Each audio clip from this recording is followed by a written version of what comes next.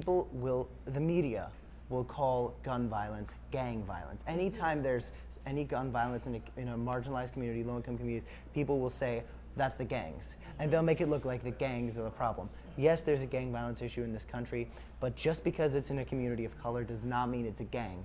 My friend Zion's twin brother was shot on the way home, and the media called it gang violence. His twin brother was on the way home from a college readiness program. That's not gang violence, that's a kid trying to get into school.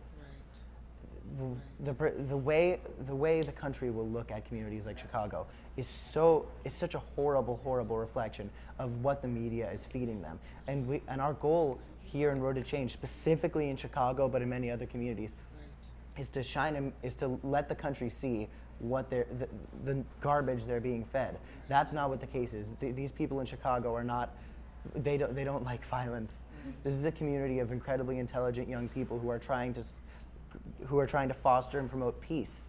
And people don't want to see that. People want to call everything gang violence because that's how they ignore the fact that this is a gun issue. And people will say, Chicago has some of the strictest gun laws in this country. Why is there still this gun violence? And they will never acknowledge the fact that Chicago is a stone's throw away from Indiana, where the gun laws hardly exist.